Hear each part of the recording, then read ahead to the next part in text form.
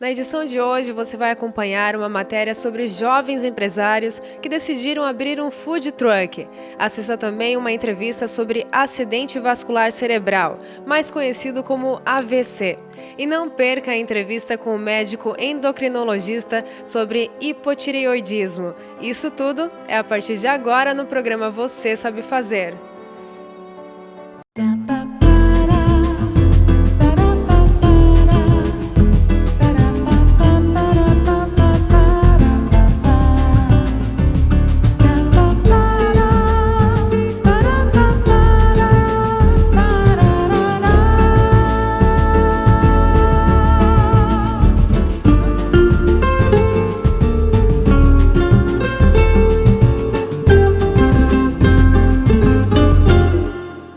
Programa Você Sabe Fazer, com Caroline Meyer. Oferecimento: Que Massa Pizzaria. Teleentrega no telefone 3207-3003. E Itagrés Revestimentos Cerâmicos. Olá, seja bem-vindo ao programa Você Sabe Fazer. Vamos começar essa edição falando sobre AVC.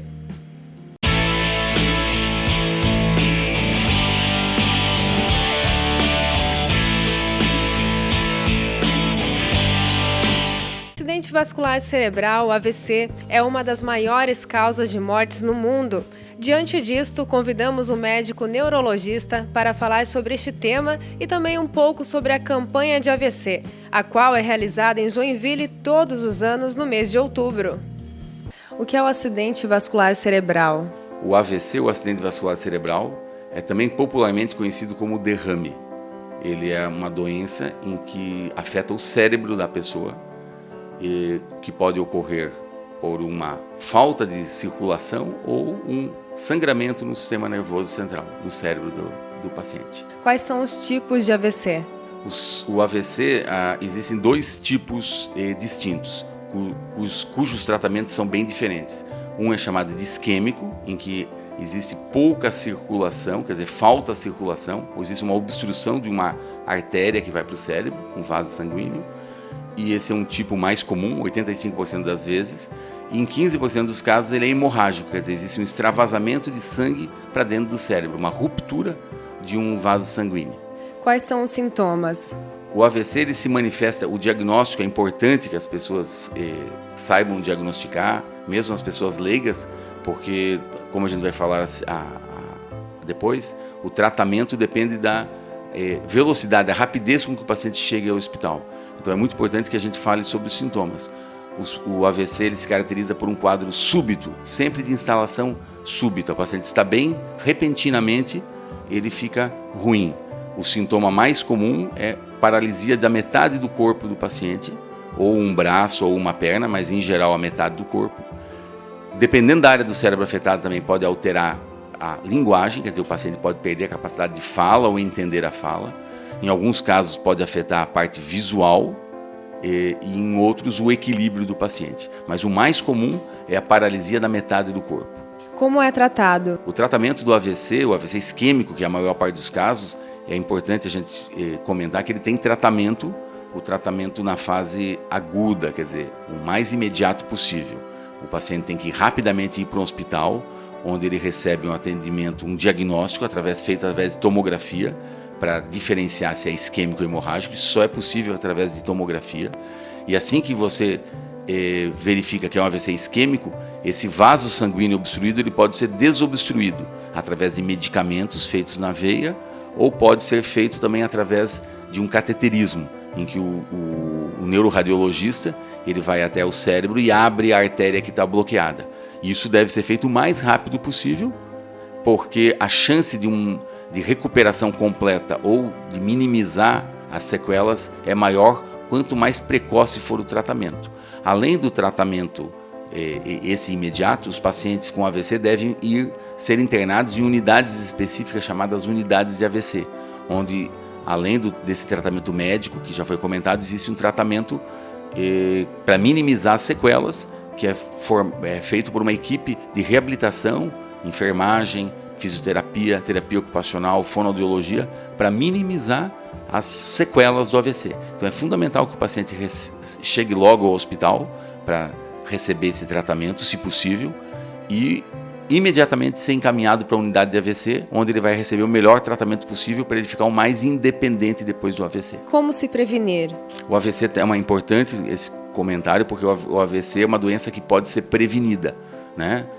Tanto o AVC isquêmico quanto o AVC hemorrágico. Calcula-se que 90% dos AVCs podem ser prevenidos. O principal fator de risco é a pressão alta. Então, a maneira de se prevenir é controlar a pressão. Se você é hipertenso, você deve tomar o remédio para manter sua pressão dentro do normal. Outra medida de prevenção é controle de colesterol, baixar o colesterol, uma dieta saudável, uma dieta pobre em gordura, sem excesso de açúcares, rica em frutas, verduras, chamada dieta mediterrânea, né? E sem muitas gordura animal. Evitar o excesso de peso, que está relacionado à dieta, né? Então a obesidade é um fator de risco. A atividade física é fundamental para prevenir o AVC. Diabéticos devem controlar bem o seu diabetes, também é um fator de risco importante. E fundamentalmente não fumar, né? Parar de fumar. E o excesso de álcool também é um fator de risco, principalmente para AVC hemorrágico. Então essas são as medidas para se prevenir o AVC. Porque o AVC é uma das maiores causas de morte no Brasil? Por ser uma doença muito comum, porque as medidas de prevenção são muito ineficientes ainda. Grande parcela dos hipertensos, dos diabéticos, dos pacientes com colesterol alto, muita gente fuma ainda. Então isso tem um impacto muito grande na saúde, dieta inadequada. Então isso tem um impacto muito grande na população e acaba fazendo com que os índices de AVC sejam muito altos, né? Então o Brasil é a principal primeira ou segunda causa de mortalidade. Tem anos que ele é infarto e AVC. Os fatores de risco para infarto agudo do miocárdio são os mesmos, né? Então são doenças muito comuns porque a população em geral é mal cuidada nesses aspectos que eu mencionei. Vocês realizam uma campanha todos os anos de conscientização ao AVC. Qual que é o objetivo dessa campanha? O objetivo da campanha do AVC, o principal objetivo é a conscientização da população sobre o reconhecimento dos fatores de risco para AVC. Que o ideal é que a gente previna o AVC antes de o paciente ter o AVC. É melhor prevenir do que tratar. Então essas campanhas têm por objetivo fazer com que a população reconheça hipertensão, abandono ao tabagismo, os diabéticos, uma dieta saudável, redução de obesidade, aumento de atividade física, que são as medidas para a prevenção do AVC. Esse é um objetivo. E o segundo objetivo é que a população também reconheça nos seus familiares ou em si mesmo os sintomas e sinais de AVC, para que ele prontamente reconheça: estou tendo um AVC, ou meu pai, meu avô está tendo um AVC, e ele seja encaminhado o mais rapidamente possível para o Hospital São José, no caso do serviço público aqui em Joinville, para receber o tratamento que eu mencionei, que é o tratamento para desobstruir os vasos sanguíneos e receber o mais rápido possível, que isso pode mudar a história natural da doença. Quando que acontece? Essa campanha de AVC acontece sempre na última semana de outubro. O Dia Mundial de AVC é 29 de outubro, então durante toda uma semana, às vezes 10 dias, são feitas uma série de ações junto à comunidade, junto às mídias, né? TV, rádio, a participação até em jogos do Joinville nos anos anteriores, distribuindo camisetas, né? Utilizando todos os espaços, cartazes na cidade, nos hospitais, outdoors, para levar à população essa mensagem da necessidade da conscientização sobre o risco do AVC, que é uma doença muito grave e muito frequente. E como que o resultado é mensurado? O resultado dessas campanhas, normalmente a gente já aplicou questionários junto com os alunos da Univille em população leiga, por exemplo, feito em ambientes como o terminal de ônibus, onde são feitos questionários, onde é mostrado um caso clínico de um AVC e se o paciente reconhece que aquilo é um AVC e o que ele tem que fazer, quem que ele tem que chamar o SAMU, e esses números de percepção de que é um AVC, que precisa chamar o SAMU, que é uma emergência médica, estão aumentando ao longo desses anos. Então isso é uma maneira de saber que as campanhas são efetivas. E a mesma coisa com os questionários com relação ao reconhecimento dos fatores de risco. O paciente sabe que a hipertensão, o cigarro são fatores de risco para AVC. Outra maneira de medir a gente tem um banco de dados aqui de Joinville, que a gente tem números do número de pacientes atendidos na emergência dentro das primeiras horas, né? Então os pacientes aqui em Joinville, por exemplo, eles chegam precocemente ao hospital. Então, isso demonstrando que a população, ao longo desses anos, está mais consciente para reconhecimento do AVC e dos fatores de risco. Aprendemos um pouco mais sobre o acidente vascular cerebral e vimos como a campanha de AVC é importante para a conscientização das pessoas. Agora acompanhe mais uma entrevista de saúde. Você sabia que o hipotireoidismo tem tratamento? Se você ou alguém próximo sofre com este problema, saiba como garantir uma qualidade de vida melhor. Confira na entrevista de agora.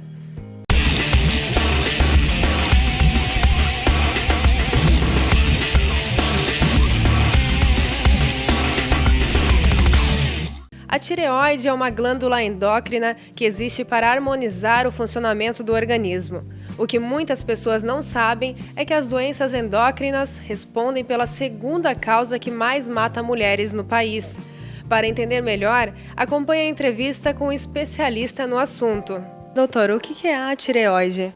Pois não, a tireoide é uma glândula endócrina e é a única glândula endócrina que é possível você palpar externamente, porque o mecanismo de controle endocrinológico, ele tem um mecanismo automático, em que quando a vida permite, que a vida não traz grandes estresses, ela funciona automaticamente no chamado feedback de alça curta, ou seja, a glândula informa para a hipófise.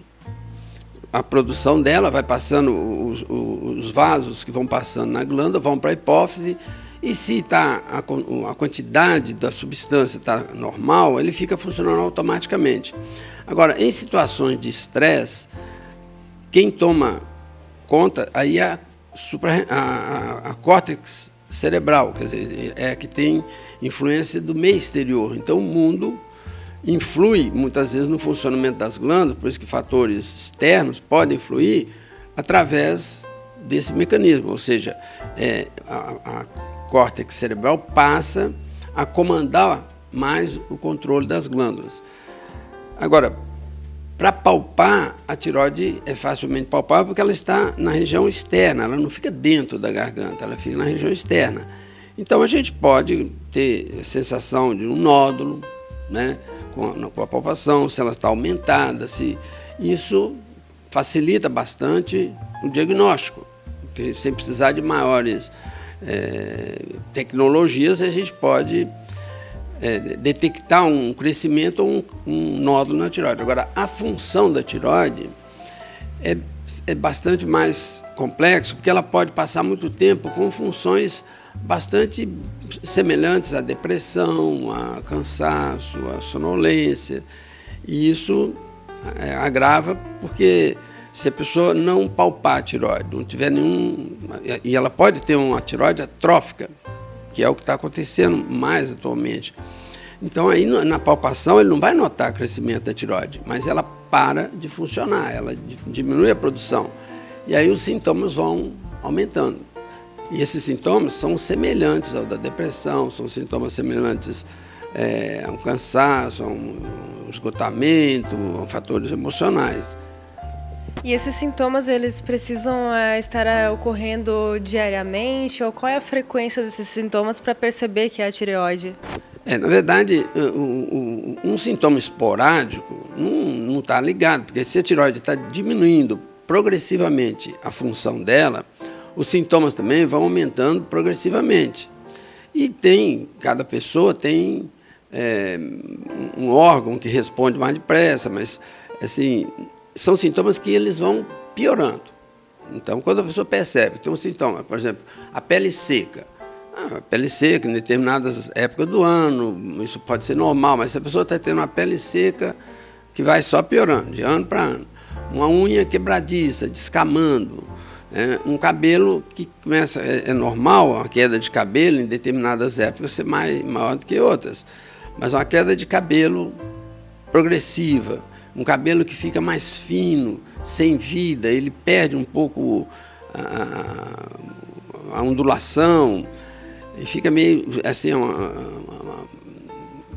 amortecido, vamos dizer assim, quer dizer, fica Então, se vai somando vários desses sintomas aí, diminuição da capacidade intelectual, a pessoa passa a ter muita dificuldade mental, ela passa a ter uma lerdeza mental, uma fraqueza muscular, como via anemia. Então, são sintomas que vão se somando, mas tem pessoas que passam muito tempo sem perceber, porque os sintomas vão progressivamente aumentando. E qual que é a diferença do hipotireoidismo e do hipertireoidismo?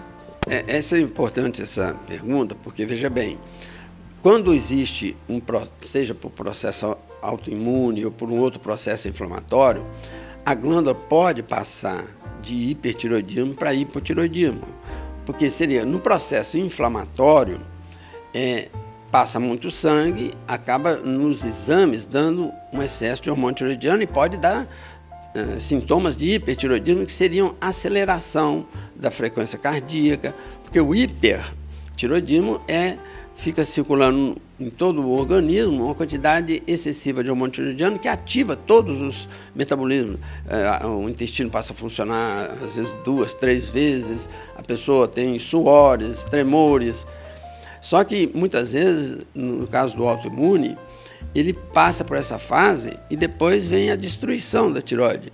E a pessoa depois fica com hipotireoidismo. Então, é complexo, porque isso tem que ser visto por um especialista, porque nessa fase de hipertireoidismo, se você for dar um remédio para bloquear a tireoide, você vai agravar o processo, porque o próprio organismo já está produzindo uma destruição da tireoide.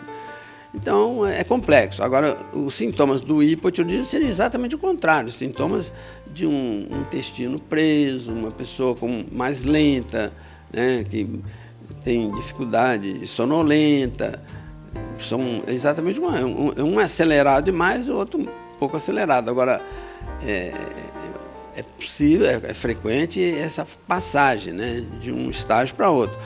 Agora, no caso em que tem um nódulo que está provocando o hipertireoidismo, por isso que tem que ser estudado cada caso. Tem casos que são indicação cirúrgica, tem casos que tem indicação de se fazer o iodo radioativo, né, para destruir, porque o iodo, em 48 horas, 99% do iodo que nós recebemos na alimentação, ele é captado pela tireoide.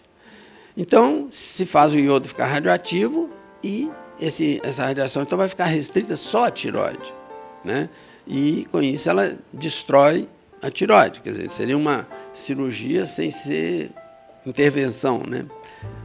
Doutor, você comentou que já está trabalhando há 40 anos com o tireoide, né?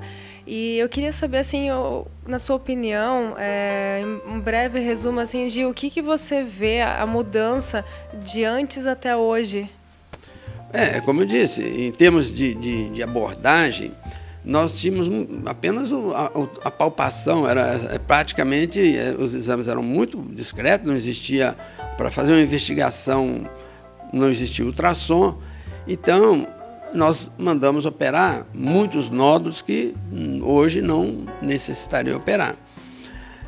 Então, realmente, a evolução, ela vem trazendo tecnologia que cada vez deixa mais tranquilo a pessoa, em saber, inclusive, que pode acompanhar um nódulo sem ficar angustiado, porque tem um nódulo, porque ele pode, se esse nódulo ele está num tamanho a menos de 1 centímetro, né? Não tem que preocupar, você está entendendo? Porque a tireoide normal, se você notar, ela tem vários nódulos. E às vezes um nódulo desse sofre uma hemorragia e cresce. E isso não tem nenhuma importância, mas aí naquele momento a pessoa fez um ultrassom e fica num desespero, pensando que é câncer, que vai morrer e tal. Isso hoje não teria muito sentido, porque nós temos, né, bastante condição de acompanhar com segurança esse nódulo, e tem exames já, marcadores, né, que a gente dosa, que nos orienta sobre a indicação ou não de cirurgia. O hipotireoidismo é a insuficiência da atividade da glândula tireoide. Apesar de não ter cura, existem tratamentos e recomendações que podem lhe ajudar a viver bem e a não correr riscos com as gravidades da doença. Faremos agora um rápido intervalo e a seguir você acompanha uma matéria com jovens empresários que decidiram abrir um food truck. Não perca, em alguns segundos já estamos de volta. O seu negócio ainda não tem vídeo? O vídeo é uma das ferramentas mais eficazes de comunicação. Com eles, os receptores absorvem até 95% da mensagem recebida. Nossos vídeos destacam você da concorrência, dão mais exposição à sua marca e seu site tem mais chance de aparecer na página do Google. Comece agora! Nós somos especialistas em criar vídeos. Entre em contato conosco. KM Produções Audiovisuais. Os food trucks se tornaram tendência para quem procura por lanches rápidos e diversificados na cidade. Acompanhe a entrevista.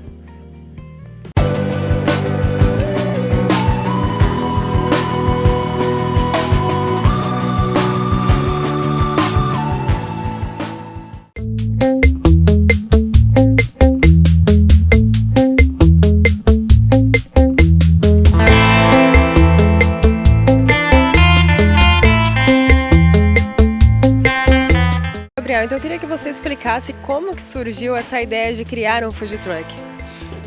A ideia surgiu em fevereiro desse ano. Primeiramente, os 4 sócios do food truck são amigos. A gente sempre estava nessa discussão, agora começando a vida de adulto, vamos dizer assim, começamos essa discussão, o que a gente vai abrir. Então a gente optou pela ideia do food truck, que são 2 chefes, um empresário e eu sou um meio termo. Eu sou formado em arquitetura, mas me arrisco na cozinha. Então a gente estava um dia num bar conversando, tivemos uma ideia de ter um food truck, não ficou jogada ao léu a ideia e resolvemos botar para frente. Fomos para São Paulo, fizemos uma grande volta pela cidade, visitamos food parks, vários food trucks, hamburguerias e ali a gente viu, é isso aí que a gente quer. E por que food truck e não um restaurante? Um food truck, como eu te falei, a gente é empresários jovens, a gente não tem tanto dinheiro para investir num restaurante, que eu acho que é um investimento muito maior, então a gente resolveu investir num food truck, que não deixa nada a dever para um restaurante, a gente serve comida de qualidade tanto quanto no restaurante, só não tem um espaço, garçom, cozinha, mas isso faz parte do trabalho. E quanto de capital precisa ser para ser investido e abrir um food truck? O food truck, menos investimento que um restaurante, com menos de 60 mil tu não vai conseguir fazer um food truck de qualidade, porque o material que tem que ser feito, ele tem que ser inox, segundo a legislação, ele tem que ser fácil lavação, tem que ter uma fácil lavação, tem que ter toda a sistemática do bombeiro, o bombeiro tem que analisar. Material de cozinha é uma coisa muito cara, só quem trabalha com sabe como é caro isso, então é um investimento que, apesar de parecer barato, não é. Quais são os materiais necessários para ter um food truck? Primeiro, tu tem empenho, né? Porque é uma coisa que é bem trabalhosa, tu tem que lavar ele todo dia, tem que carregar ele todo dia. Precisa também de uma cozinha à parte, a gente não faz nada de produção aqui, toda a produção é feita numa cozinha terceirizada, tá? Então, precisa também de funcionários, muito empenho e acredito que perseverança acima de tudo. Como que funciona a questão do licenciamento? O licenciamento tem que tirar com a SEMA, localização. Cada lugar que você for, você tem que tirar uma localização para eles conseguirem te achar, ver se lá você pode ficar, se é apto a isso. Tem que tirar com a vigilância sanitária também, para tu poder produzir e vender o teu produto. Tem que tirar com a prefeitura, então não é tão simples quanto a gente imagina. Apesar da lei não ter sido sancionada, todos esses procedimentos vão ter que ser tirados a partir do sancionamento da lei. A gente, por enquanto, é ambulante, pois a lei não foi sancionada, então o único alvará que a gente tem é ambulante e localização. Mas a partir do momento que sancionar a lei, vai ter que ter vários alvarás e vários procedimentos a serem cumpridos em relação ao food truck. E como que funciona, então, essa questão da localização? Vocês podem vender em qualquer lugar? Como que funciona? Em qualquer lugar, não. Primeiro, o local tem que ser privado. Se for no caso do ambulante, a gente teria que trocar uma ideia com o proprietário do imóvel para ver se a gente pode ficar lá. Depois disso, ir na SEMA e Vigilância Sanitária para pedir autorização e tirar o alvará. Isso enquanto a gente for ambulante. Quando sancionar a lei, daí a gente vai ter um rodízio de carros pela cidade, com pontos demarcados pela SEMA, e esse rodízio vai ser feito a partir de inscrição, né?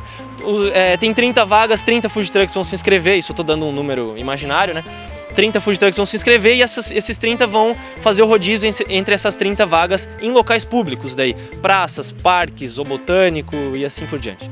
Legal. E como que vocês escolheram o caminhão de vocês? Como que foi feita a escolha? Inicialmente a gente ia investir num caminhão normal, assim, de carga mesmo, mas a gente percebeu, como a gente é em 4 e a gente queria trabalhar os 4 dentro do food truck, a gente percebeu que pegar um trailer seria melhor, pelo fato da gente ter o aproveitamento de 5 metros, né? E com o caminhão a gente teria o desperdício da cabine ali na frente. Então, inicialmente, até criou-se a identidade do Burguesia Food Truck a partir disso, né? Muita gente elogia porque ele tem um diferencial até no modelo, assim. Como que vocês elaboram o menu, o cardápio? O cardápio ele é elaborado, a gente muitas vezes conversando, no momento que a gente menos quer criar, que a gente cria. Trocando ideia depois do expediente, tomando uma cervejinha, às vezes a gente tem uma ideia e eu acho que isso que é o legal, né, da cozinha, é tu ter essa liberdade de criar a hora que tu quiser e aplicar isso no teu empreendimento, é muito bacana, assim, a gente tem ideias quase toda semana, só que não tem como fazer todas, senão a gente teria 60 receitas no cardápio. Vocês já perceberam assim qual que é o cardápio, o sabor do hambúrguer que vocês percebem que o público mais gosta? Olha, a gente fez o Burguesia Food Truck fazendo o teste com um burger, que era o Pesto Burger. Inicialmente a gente começou com ele, né? Foi o primeiro burger considerado nosso clássico e graças a Deus é o que mais foi elogiado até hoje. A gente tem 8 opções no menu. Esse, apesar de ser o primeiro e o teste, é o disparado mais requisitado pelo público. Quais são as dicas que você deixa então para quem quer entrar neste mercado? Em primeiro lugar, pesquisar bastante sobre o segmento, pesquisar como fazer, aonde colocar, com quem falar, procurar relacionamento com o pessoal da parte burocrática, até para facilitar. O pessoal da Vigilância Sanitária do SEMA são muito gente boa, eles acabam te explicando tudo certinho o que tu tem que fazer. Então o passo a passo deles está dado. Tu ter força de vontade, uma equipe boa, que isso graças a Deus eu tenho.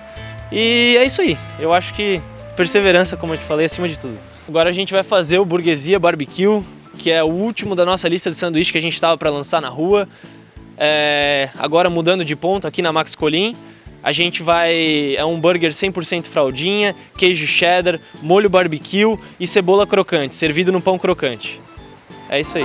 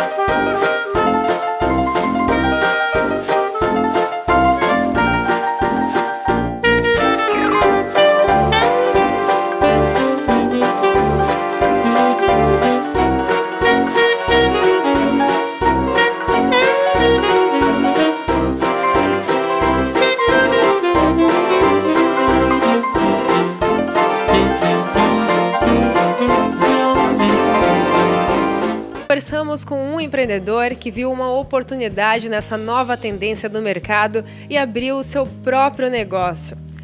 Lembrando que se você perdeu alguma edição do programa Você Sabe Fazer, basta apenas acessar o site e conferir o vídeo online.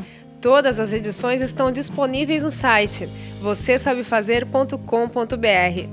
Agora quero agradecer pela sua companhia na edição de hoje e espero você no domingo que vem, às 14h30. Até lá! Tchau!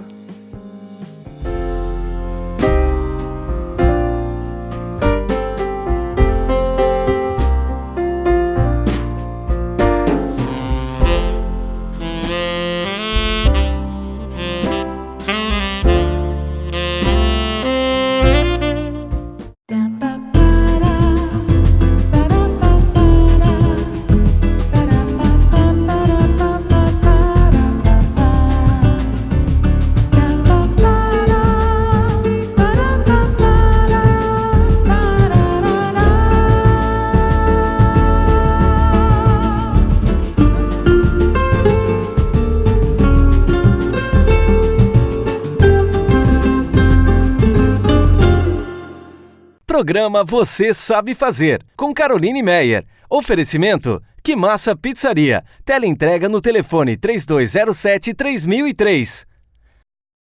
E Itagrés Revestimentos Cerâmicos.